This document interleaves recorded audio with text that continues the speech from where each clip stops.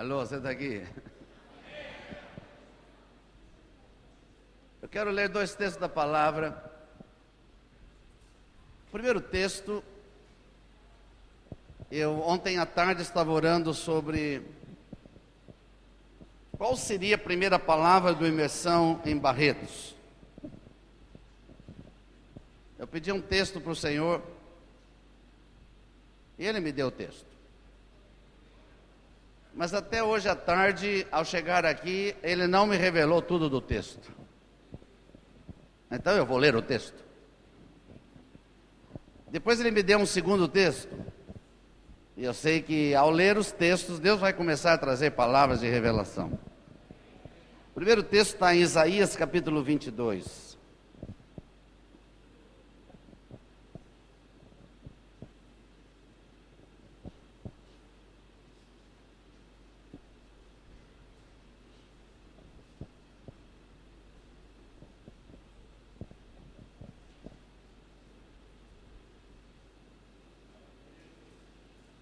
E quando você chegar lá, diga amém.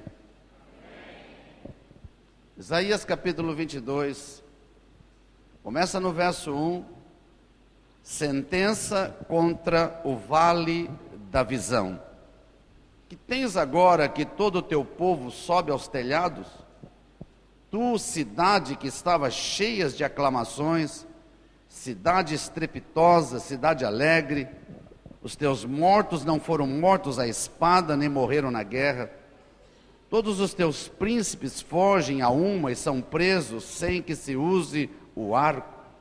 Todos os teus que foram encontrados foram presos sem embargo de já estarem longe na fuga.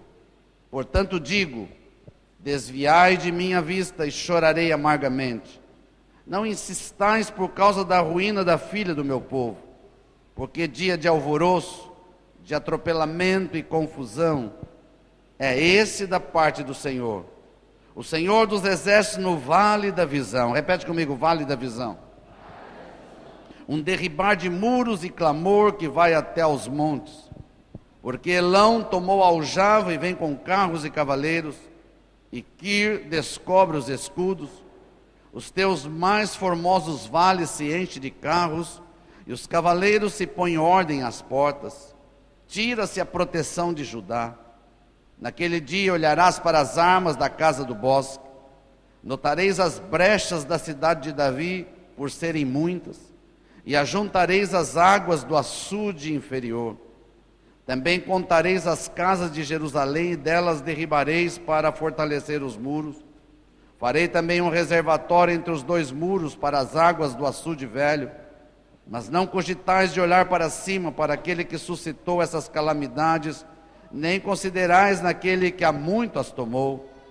O Senhor dos exércitos vos convida naquele dia para chorar, prantear, rapar a cabeça e cingir o cilício. Repete comigo, o Senhor dos exércitos nos convida para chorar, prantear, rapar a cabeça e cingir o cilício.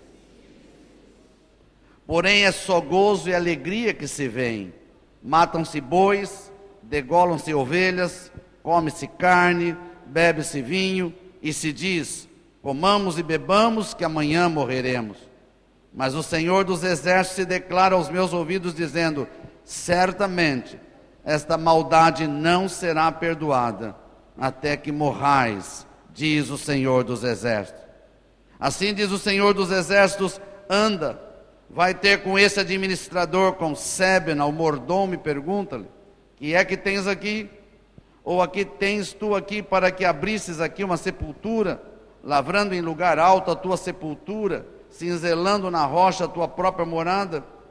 Eis que como homem forte o Senhor te arrejará violentamente, agarrar-te-á com firmeza, enrolar-te no invólucro, e te fará rolar como uma bola para a terra espaçosa. Ali morrerás, e ali acabarão os carros da tua glória, ó tu vergonha da casa do teu Senhor. Eu te lançarei fora do teu posto, e serás derribado da tua posição. Naquele dia chamarei o meu servo Eliaquim, filho de Euquias, vesti-lo-ei da tua túnica, cingi-lo-ei com a tua faixa e lhe entregarei nas mãos o teu poder, e ele será como pai para os moradores de Jerusalém e para a casa de Judá. Porei sobre o seu ombro a chave da casa de Davi, ele abrirá e ninguém fechará, fechará e ninguém abrirá. Fincá-lo-ei como estaca em lugar firme, e ele será como um trono de honra para a casa do seu pai. Nele perdurarão toda a responsabilidade da casa do seu pai, a prole, os descendentes, todos os utensílios menores, desde as taças até as garrafas. Naquele dia, diz o Senhor dos Exércitos, a estaca que fora fincada em lugar firme será tirada, será arrancada e cairá, e a carga que nela estava se desprenderá, porque o Senhor o disse. Repete comigo, o Senhor o disse.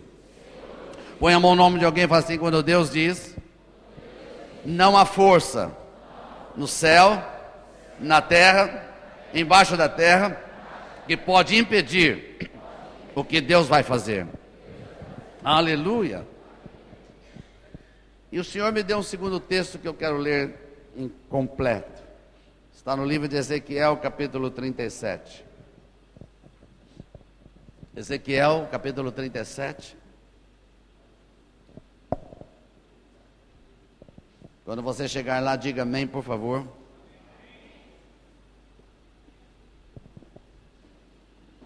O verso número 1. Veio sobre mim a mão do Senhor, e ele me levou pelo Espírito do Senhor, e me deixou no meio de um vale que estava cheio de ossos.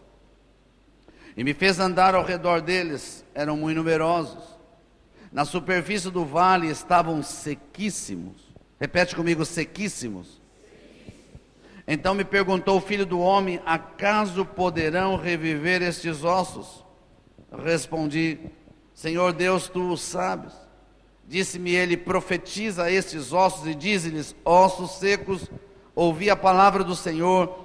Assim diz o Senhor Deus a estes ossos, eis que farei entrar o Espírito em vós e vivereis. Porei tendões sobre vós, farei crescer carne sobre vós estenderei pele, porei em vós o Espírito e vivereis. E sabereis que eu sou o Senhor.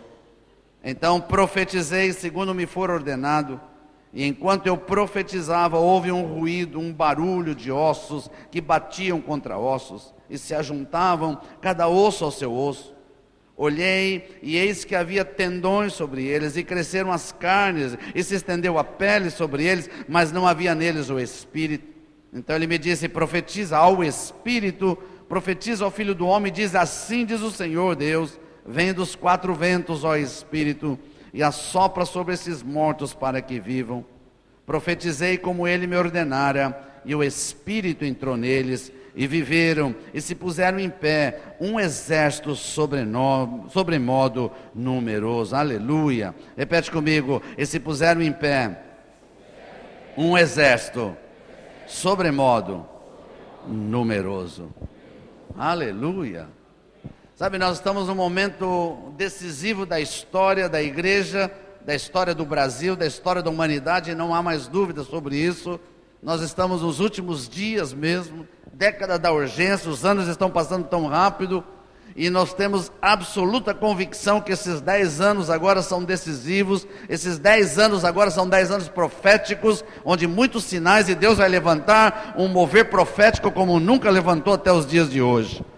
Deus vai levantar profetas que vão ser como Isaías e como Ezequiel, como Jeremias e tantos outros profetas, e eu creio que Deus pode levantar profetas neste lugar. Não vou repetir, eu creio que Deus pode levantar profetas nesse lugar. Mas há diferença entre profeta e profeta.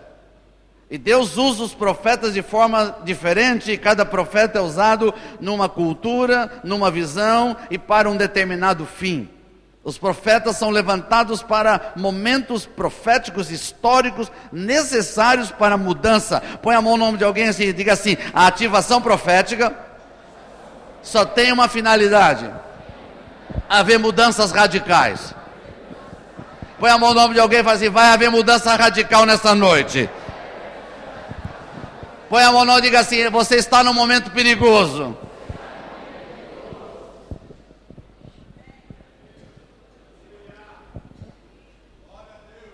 Quando eu comecei a comparar esses dois profetas, que as duas passagens parecem muito diferentes as passagens, mas eu percebi que elas estão totalmente ligadas. Esses dois profetas, que são mais ou menos contemporâneos, estavam falando da mesma história, do mesmo povo. E tanto o povo que Isaías está profetizando é o povo que Ezequiel está profetizando. Mas são momentos um pouco diferentes e a história mudou um pouquinho. Quando Isaías profetiza para aquele povo, Isaías está falando de um momento em que o povo estava sobre vitória. Isaías está falando de um povo que estava aclamando, que estava comendo carne, estava fazendo churrasco, alô? Aí vou repetir. Ele está falando no momento em que o povo estava se deliciando com a vitória, estavam vamos dizer assim, na crista da onda, alô? Eles estavam assim no momento melhor da vida deles, e é essa hora que Isaías vem e profetiza. Eu fico até interessado em descobrir como é que Isaías chegou e como é que ele foi recebido, porque imagina no meio de uma festa, no meio em que todo mundo está dizendo, nós somos os melhores, nós somos tremendos, nós estamos fazendo o melhor, nós estamos crescendo, nós somos poderosos. Isaías vem e diz assim, Deus está dizendo que no meio da sua aclamação, vocês estão escondendo aquilo que está por trás, e o que está por trás é o que eu estou vendo, e o que eu estou vendo eu vou arrancar para que o verdadeiro apareça. Olha o teu irmão e fala assim, você está num momento perigoso, irmão. Isaías veio para mostrar que Deus não estava olhando a alegria do povo, mas Deus estava olhando o pecado que estava escondido no meio do povo. E quando o pecado está escondido, e quando o pecado começa a florescer, Deus levanta um profeta para falar. E chegou o momento no Brasil de Deus levantar profetas para dizer, no meio de tanto crescimento, no meio de tanta adoração, no meio de tanta dança, no meio de tantas coisas, Deus vai levantar profetas para dizer, opa, vem cá, Deus quer tirar o que não presta para colocar o que presta, Deus quer arrancar o que não está bom para colocar o que está bom. Chegou a hora dos grandes fundamentos, chegou a hora da grande limpeza, chegou a hora da grande diferença entre o verdadeiro que serve a Deus e o que não serve a Deus. Você está aqui, irmão? Põe a mão no nome de alguém e fala, você está no momento mais perigoso da sua vida, irmão.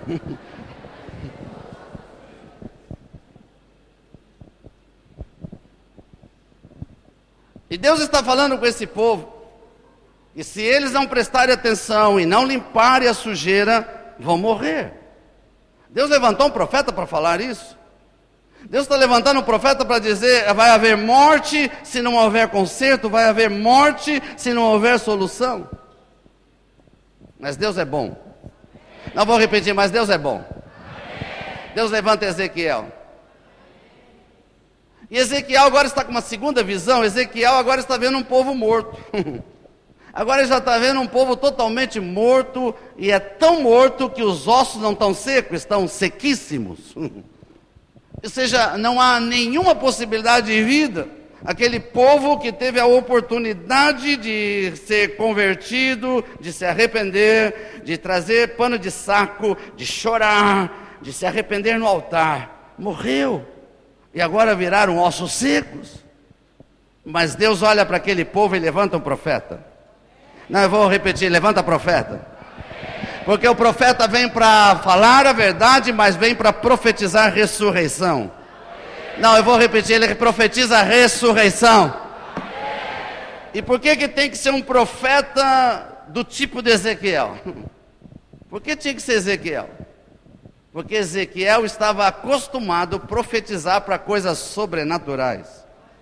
Ele estava acostumado a profetizar para monte. Ele estava acostumado a profetizar para árvore.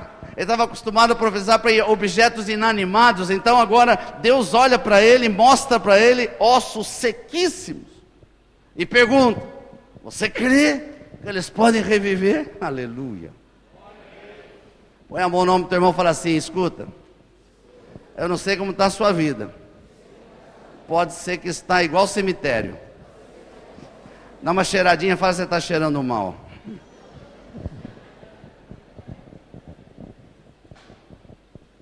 Põe a mão dele e fala assim, mas tem uma coisa. Quando há arrependimento, Deus pode ressuscitar.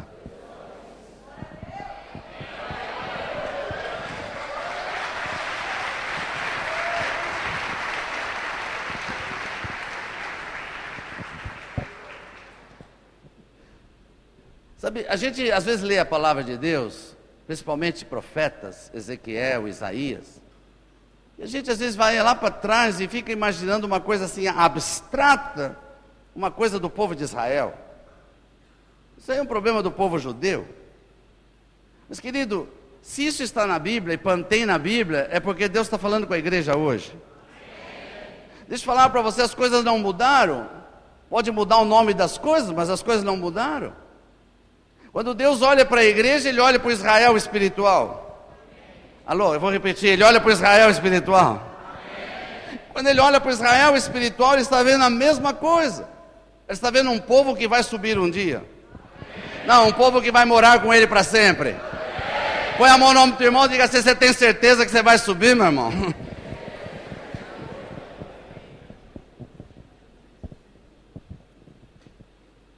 E quando Deus olha para nós hoje, o que Ele está fazendo? Levantando profetas.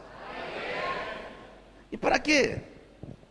Para dizer que tudo aquilo que era no povo judeu, e se continua acontecendo, Deus vai levantar profetas para trazer limpeza no meio do povo.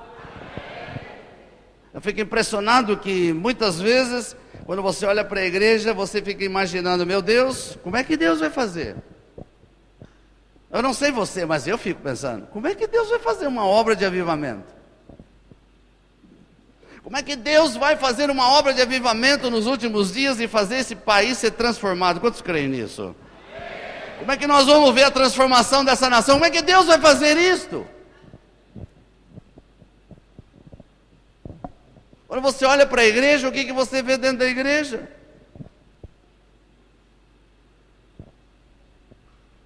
Primeiro, divórcio. Aquilo que a gente está acostumado a ver no mundo, a gente está vendo dentro da igreja. Eu fico imaginando como é que Deus vai tratar se casamento é porteira fechada e Deus odeia o divórcio.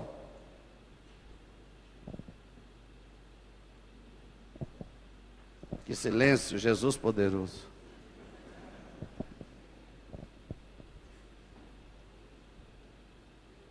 E eu vou repetir. Porque a primeira palavra de Isaías que Deus falou: eu estou contra o vale da visão. Por quê? Porque Deus deu uma visão e eles entraram num vale e mudaram a visão. E a visão de Deus não muda nunca, porque Deus não é brasileiro. Deus não tem jeitinho.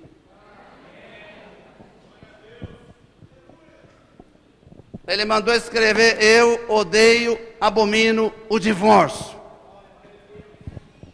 E ele não mudou.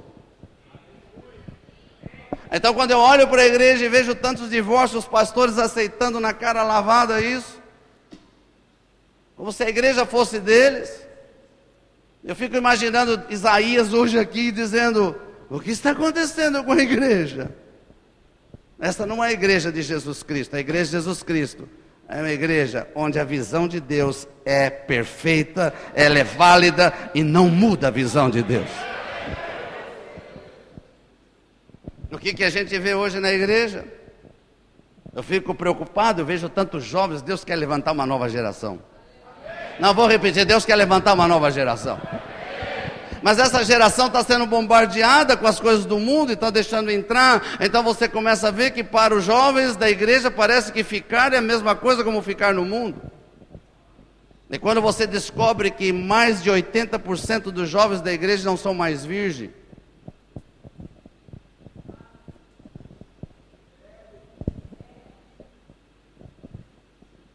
então Deus tem que levantar profetas. Porque de repente está tudo bem, parece que está tudo ótimo, estamos em festa, estamos em imersão, fazemos congresso, nós nos ajuntamos, há tanto louvor nesse país, há tantas conferências, há tantos shows, mas no meio de tudo isso, está coisas que precisam ser tiradas para fora, porque Deus vai trazer o certo e não o errado.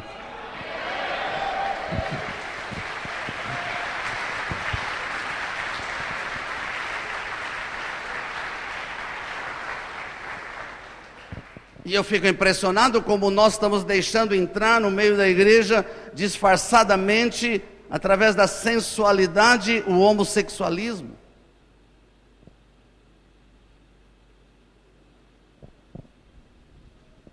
Eu vou repetir. Quando Deus criou o homem, Ele criou Adão e Eva, não criou Adão e Evo.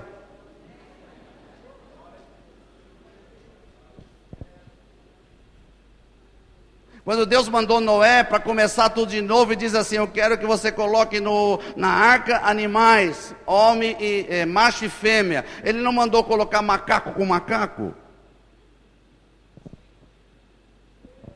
Olha, teu irmão fala assim: macaco com macaco dá macacada, irmão.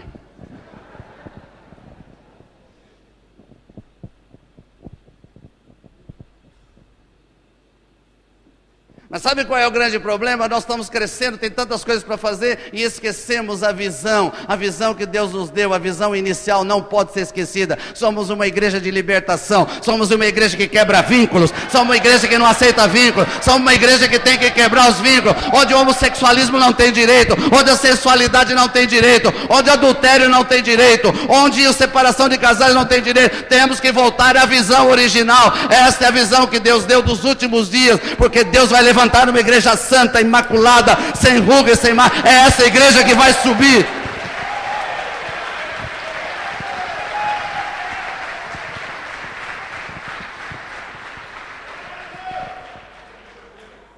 Põe a mão no ombro do teu irmão e diga assim: inclusive.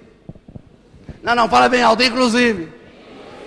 O dinheiro que você recebe, se você é de Deus, todo o dinheiro que você recebe é santo.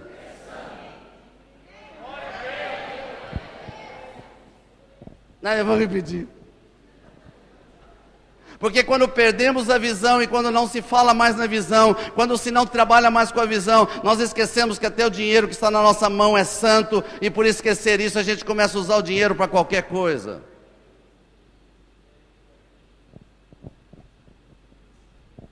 Alô?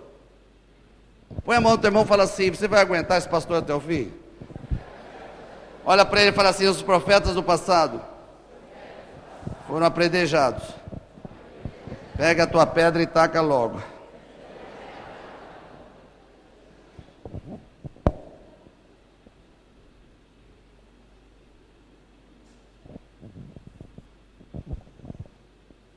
Deixa eu falar algo para você. Isaías estava diante de uma situação como eu estou hoje, profetizando que poderia morrer.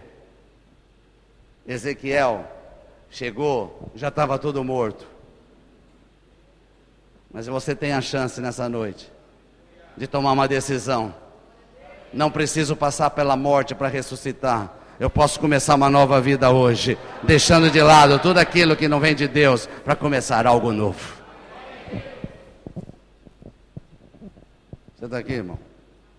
Olha para o teu irmão e fala assim: nessa noite precisamos de profetas que olhem a morte, mas que creiam que pode haver ressurreição.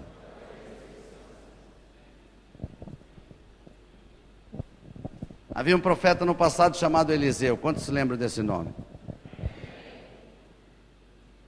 Eliseu era um homem de Deus, amém? E um dia ele está passando na cidade de Sunem, e ali havia uma mulher que tinha temor de Deus. E a primeira coisa que essa mulher, por ter temor de Deus, identificou que aquele profeta era homem de Deus. E porque identificou que era homem de Deus, disse a seu marido: vamos construir um quarto, vamos colocar uma cama, vamos colocar uma cadeira, uma mesa, porque este homem que passa por aqui é homem de Deus e nós queremos hospedá-lo. E esse homem chega um dia e tem um quarto para ele. Tem uma cama, tem uma cadeira, tem uma mesa. E ele entra e fica muito feliz, porque agora tem um lugar para ficar e o profeta está ali. E esse homem de Deus fica tão alegre, que ele quer abençoar aquela mulher que o recebeu. Olha o teu irmão e fala assim: toda mulher na Bíblia. Fala assim: toda mulher na Bíblia simboliza a igreja. E aquela mulher recebe o profeta e prepara um lugar para o profeta ficar. E aquele profeta fica tão feliz com aquela mulher que é a mulher de Deus, que fica pensando, que presente que eu vou dar para ela? Ele está tão alegre que ele quer dar um presente. Ele é um profeta, e quando um profeta é profeta de Deus, ele tem poder para abrir os céus. Não, vou repetir, profeta tem poder para abrir os céus. E ele quer abençoar aquela mulher. Ele chama a mulher e pergunta, que presente você quer? E ela diz, eu não preciso de nada, eu estou muito bem aqui, está tudo em ordem. E ele tenta descobrir algo e descobre através do seu empregado que ela era estéril. Então ele faz um pedido a Deus e uma ordem. Chama a mulher e disse, daqui a 1 ano você vai ter um filho. A mulher ficou assustada porque já era velha e não podia imaginar que podia ter filhos. Mas quando um profeta é de Deus e verdadeiramente abre os céus, vai acontecer. Não, eu vou repetir, você não recebeu. Quando há um profeta de Deus de verdade, ele abre os céus e importa se tem que haver milagres, vai acontecer milagres. 1 ano depois nasceu a criança. Aquela mulher que era estéril agora tem uma criança. Mas o diabo não ficou contente não. Depois de algum tempo, aquela criança morreu. E alguém poderia dizer, mas que milagre é esse? Milagre pela metade? Deixa eu falar algo para você, Deus não faz obra pela metade. Não, eu vou repetir, Deus não faz obra na sua vida pela metade. Aquele que começou uma obra na sua vida, ele vai completar, não importa como, ele vai completar. Não importa o que você está passando hoje, ele vai completar, porque ele não faz obra pela metade. E o profeta sabe disso. E o profeta vai onde está a criança, ora, e a criança ressuscita. Vou repetir, a criança ressuscita. Aquela mulher, ela tinha dinheiro, mas ela era estéril. Ela não dava frutos, mas ela recebeu o profético. Fala para o teu irmãozinho, quando você recebe o profético, mesmo que tenha que mudar de vida, onde há esterilidade, vai nascer vida. Não, você não recebeu, eu vou repetir. Quando alguém recebe o profeta e muda de vida, onde há esterilidade, vai nascer vida.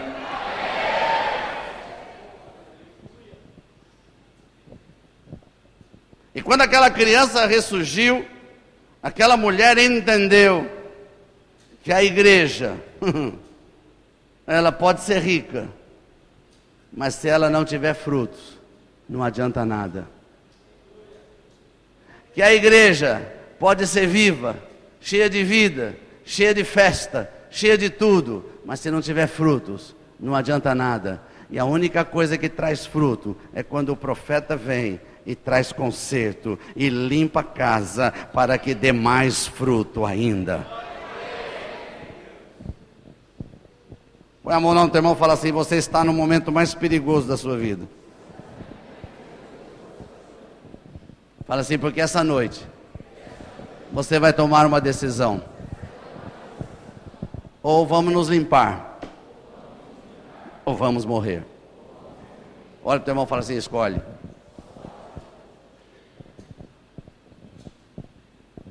O profeta veio e profetizou. Olhou aqueles ossos secos e começou a profetizar. Como é que vai nascer e como é que vai ressurgir algo que está morto e que não há possibilidade de vida? E a primeira coisa que ele viu foi que os tendões voltaram a funcionar.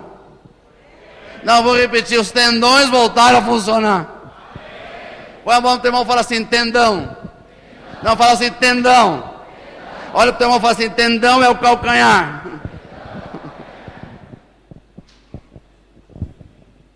E por que os tendões têm que ressurgir?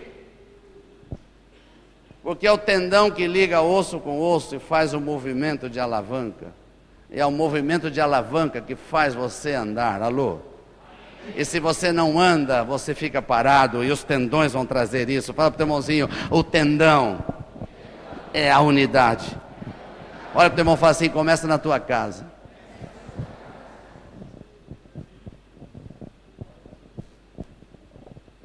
Se nós queremos um mover profético, um mover de ressurreição, a unidade tem que começar dentro de casa. Marido e mulher tem que ser unido, pai e filho tem que ser unido, filho e pai tem que ser unido. Por isso que o profeta e a unção profética de Elias que vai voltar é trazer a unidade entre pais e filhos novamente, porque esse é o derradeiro mover do Espírito Santo. Olha para o teu irmão e fala assim, como está a tua família?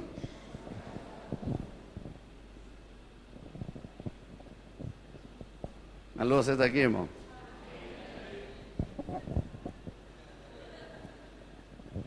Logo em seguida ele começa a ver carne que está cobrindo, e esta carne se chama músculo. E o músculo é o lugar onde se guarda energia. Não adianta só ter os tendões funcionando, precisa ter energia, e essa energia que vai passar para todo o corpo, e aí nós precisamos verdadeiramente de gente que se une de verdade. Não, vou repetir, gente que é forte na unção, gente que anda na mesma visão, gente que tem o mesmo propósito, gente que não tem propósito individual, que não quer se aparecer, que não quer ser ele individualista, mas gente que quer andar junto para dizer assim, temos uma visão única, vamos ganhar essa cidade, então nós vamos nos unir, vamos juntar músculo com músculo, força com força, e a cidade vai ser ganha. Depois do músculo apareceu pele. E eu descobri que a pele é o maior órgão do corpo humano. A gente, quando pensa em órgão, a gente pensa em algo interno. Mas a pele é externa, é o maior órgão do corpo humano, porque ela cobre o corpo todinho. Aleluia. Põe a mão no nome do teu irmão e fala assim, graças a Deus que você tem pele, irmão. Fala assim, essa noite, nós vamos tirar a tua pele.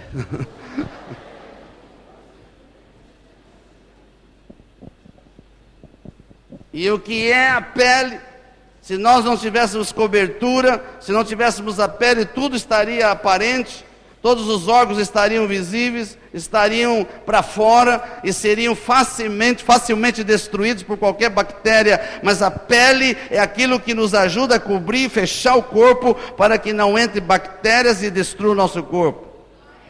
É por isso que desde Gênesis Deus fala que o homem não pode andar sozinho.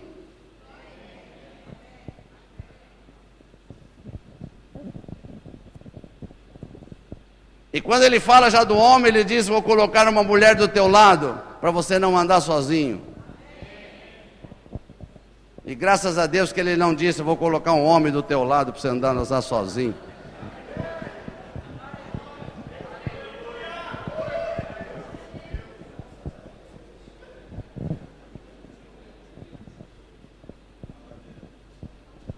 O irmão do teu irmão fala assim, o mover apostólico tem só uma finalidade: trazer cobertura para o corpo de Cristo, para que o profético ative a ressurreição.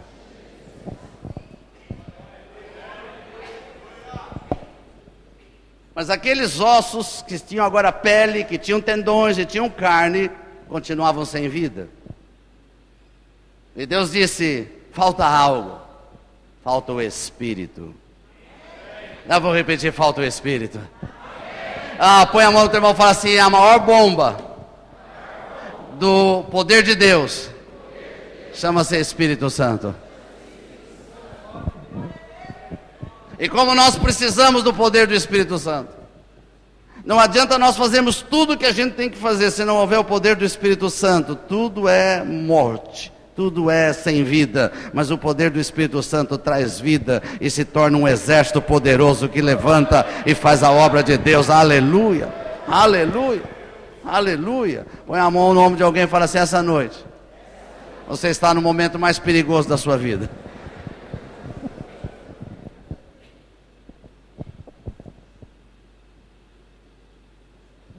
Eu quero concluir a minha mensagem, fica tranquilo.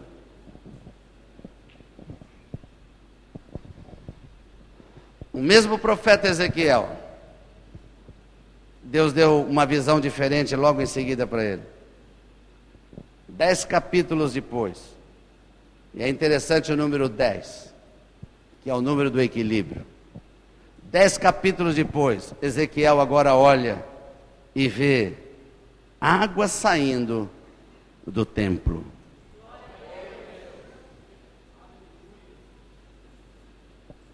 Aquele que profetizou para o vale de ossos secos, agora vê a igreja saindo água. E essas águas começam a fluir. E águas trazem limpeza. Não, você não recebeu, águas trazem limpeza. Eu vou repetir, águas trazem limpeza. E quando as águas começam a fluir, Deus começa a mostrar para Ezequiel que há 4 medidas do poder do Espírito Santo. E a primeira medida é água no pé.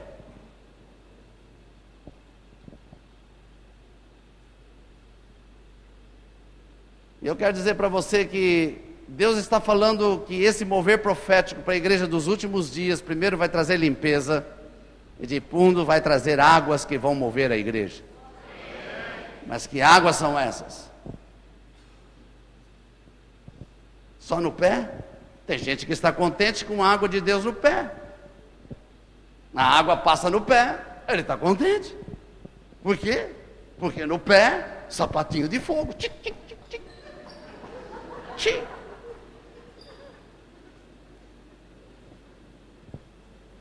Alô?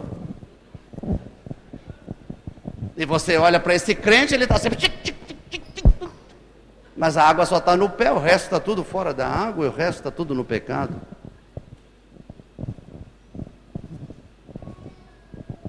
Alô? Você está aqui?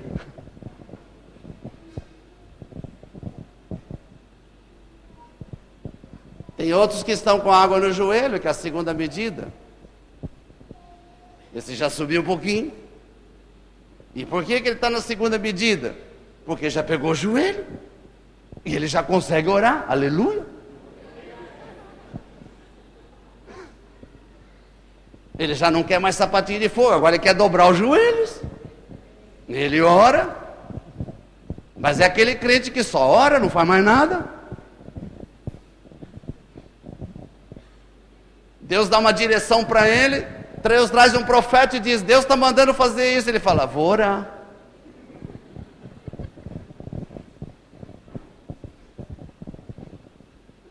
Deus levanta o profeta e diz: Deus está mandando você fazer isso. Ele diz: vou orar.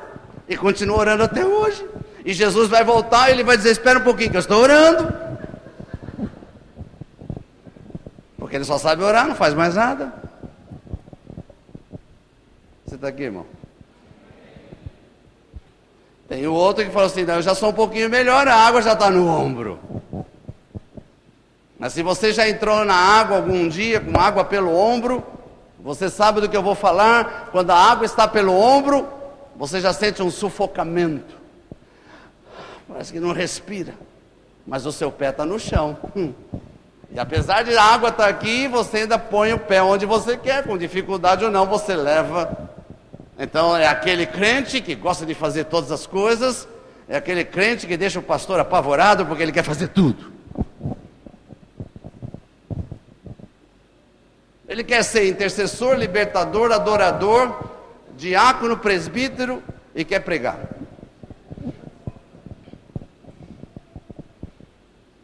Ele está com água por aqui, mas a cabecinha dele ainda está no mundo.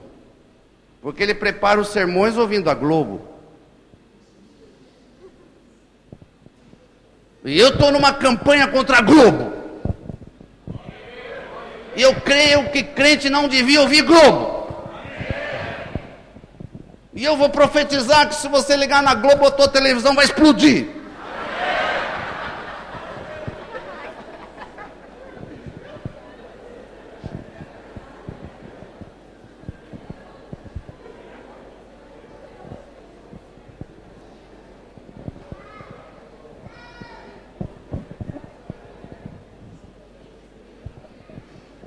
Por quê? Por quê? Sabe por quê, Léo? Porque você vem como profeta, trazer uma visão de Deus, dizendo, não pode tatuar. E a Globo diz, pode. Aí você chega na igreja, a Globo mandou tatuar, eu posso.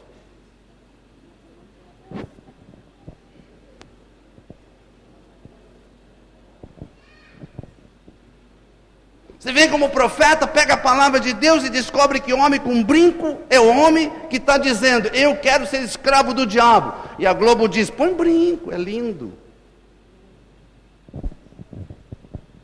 E aí você vê jovens cheios de brinco. Por quê? Porque a Globo mandou.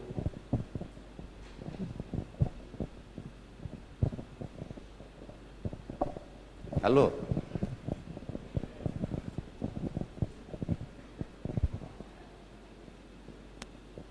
Você está aqui, irmão? Sabe o que mais, Léo? Você vem como profeta de Deus e descobre que o espírito de Jezabel é o espírito da sensualidade. E aí a Globo traz uma moda para todo mundo vestir e pôr o peito para fora. Ou a barriga. E aí você chega na igreja e Deus quer trazer santidade no meio da adoração, mas as mulheres vão adorar o Senhor de que jeito? Na hora de adorar, mostra o peito, não pode mostrar, levanta, mostra o umbigo e fica, glória a Deus, aleluia, glória a Deus, aleluia.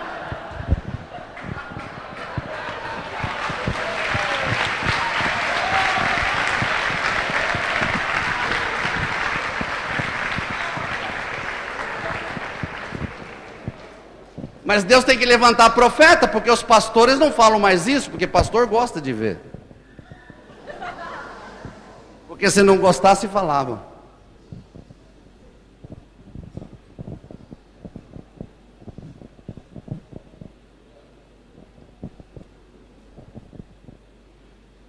Eu dificilmente faço casamento. Mesmo porque eu não sou pastor de uma igreja, de vez em quando faço um outro, mas assim por coisa. Mas não gosto de casamento. Eu estou decidindo ir mais em casamento de igreja. Porque dia de casamento, na igreja, as mulheres que são crentes soltam uma franga nesse dia.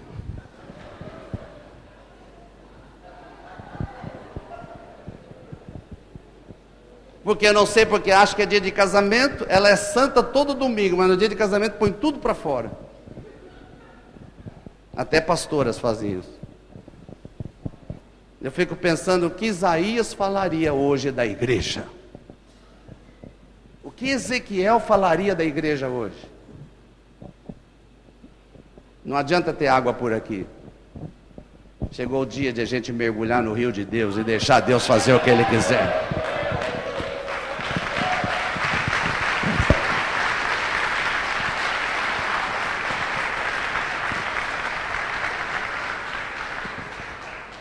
Só tem uma solução para a igreja: mergulhar no rio de Deus. Quando você mergulha no rio de Deus, você encharca tudo, até tua roupa. Você encharca a cabeça, encharca o cabelo. Nesse dia nem chapinha você quer entrar mais. Você quer dar chapinha do Espírito. Porque só mergulhando no rio de Deus é que nós vamos ressuscitar. E quando Jesus vier, Ele vai arrancar a água, Ele vai tirar você da água e dizer: você está ensopado, pode entrar, tenho roupa santa para você, vem, veste e vem habitar comigo para sempre.